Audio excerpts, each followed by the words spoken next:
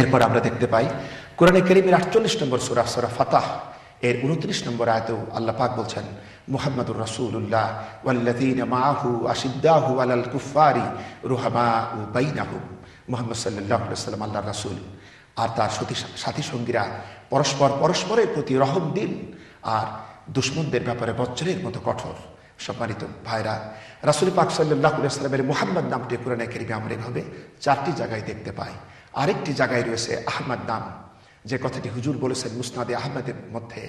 হুজুর বলেছেন, আমি হচ্ছি ইব্রাহিম আলাইহিস সালামের আমি হচ্ছি ইব্রাহিম আলাইহিস সালামের দোয়া এবং হযরত ঈসা আলাইহিস সালামের সুসংবাদ।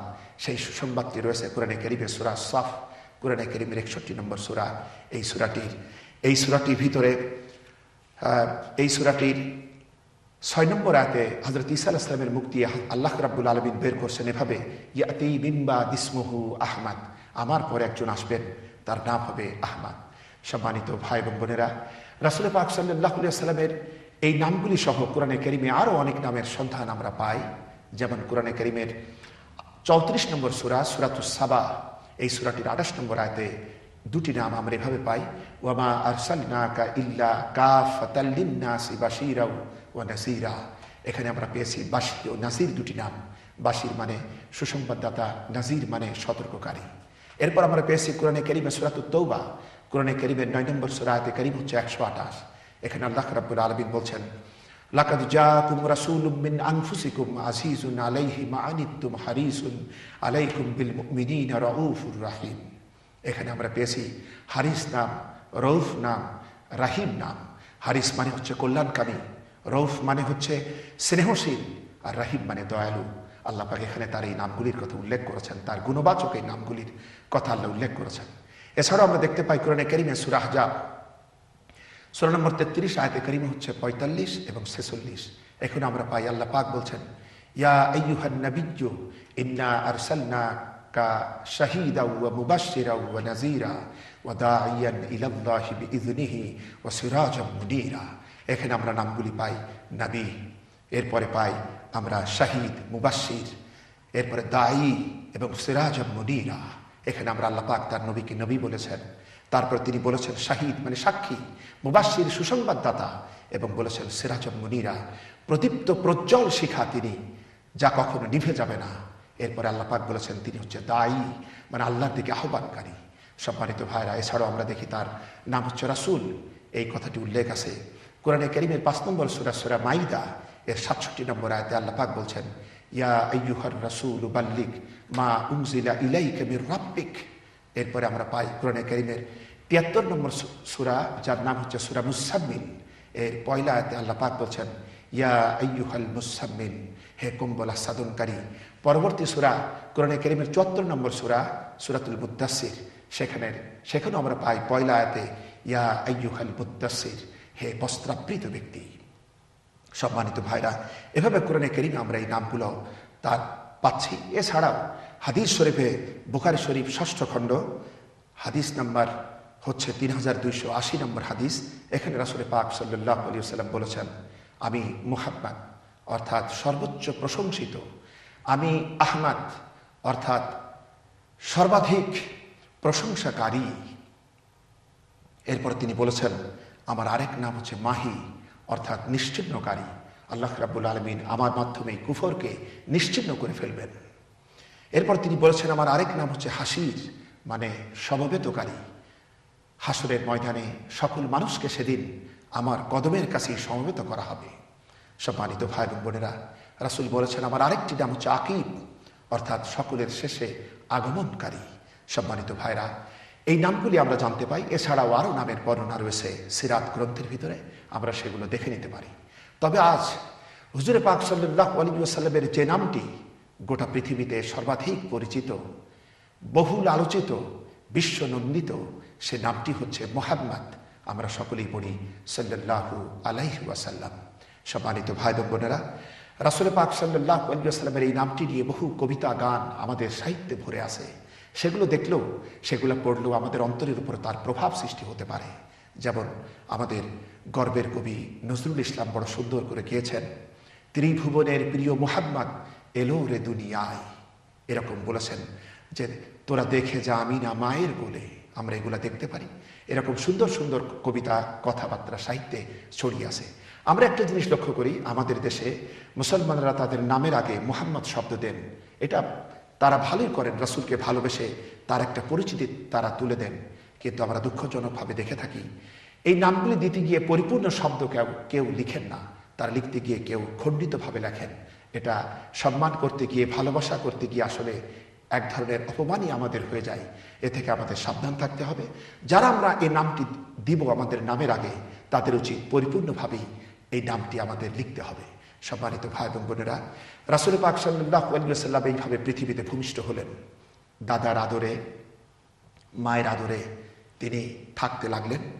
7 দিন পরে আবুল আহাবের দাসী, আবুল আহাব ছিলেন সম্পর্কে হুজুরের চাচা, আবুল আহাবের দাসী সুয়াইবা তাকে দুধ পান করিয়েছিলেন।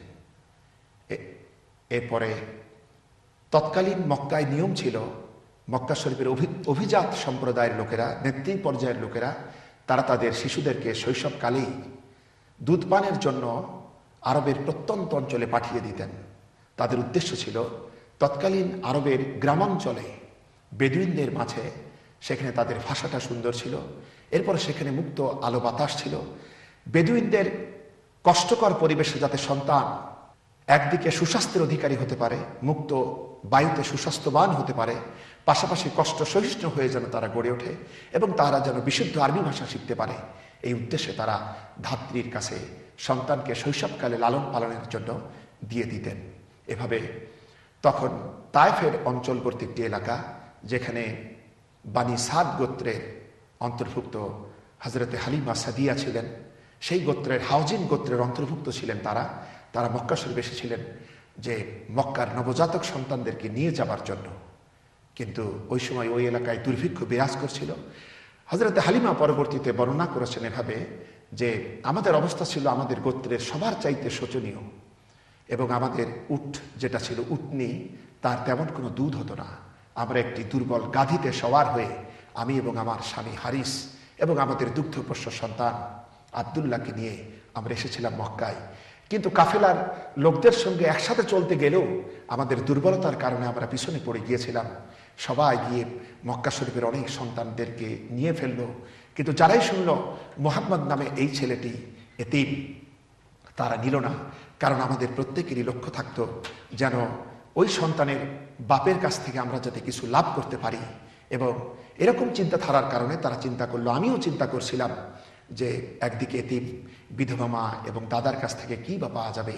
তাই তারা কেউই যখন নিল না, সবাই যখন তাদের যার যার মতো বড় লোকের সন্তানদেরকে নিয়ে ফেললো, তখন আমি সেখানে পৌঁছলাম। আমিও তেমন কাউকে যখন পেলাম না, তখন আমার স্বামীর সঙ্গে আমি পরামর্শ করলাম যে সকলের সাথে এভাবে খালি হাতে যাওয়া আমি পছন্দ করি না, তুমি যদি বলো তাহলে ওই এতিম ছেলেটাকেই আমি নিতে পারি। স্বামী হারিস তখন বললেন, হালিমা এতে আর অসুবিধা কি, হতে তো পারে আল্লাহ রাব্বুল আলামিন এই এতিম ছেলেটার জন্যই আমাদেরকে বরকতময় করে দিবেন। এরপরে হজরতে হালিমা এলেন, এসে মা আমিনার কাছ থেকে শিশু মুহাম্মদ সাল্লাল্লাহু আলাইহি সাল্লামকে আপন করে উঠিয়ে নিলেন। মা হালিমা বলেছেন, আমি যখন মা আমিনার কাছ থেকে শিশু মুহাম্মদ সাল্লাল্লাহু আলাইহি সাল্লামকে কোলে নিলাম, আমার মনে হলো আকাশের পূর্ণিমার চাঁদ এসে যেন আমার কোলে ধরা দিয়েছে। সুবহানাল্লাহি বিহামদিহি। হযরত হালিমা তখন হযরত আমিনার কাছ থেকে শিশু মুহাম্মদ সাল্লাল্লাহু আলাইহি সাল্লামকে নিয়ে তাঁবুর দিকে চললেন।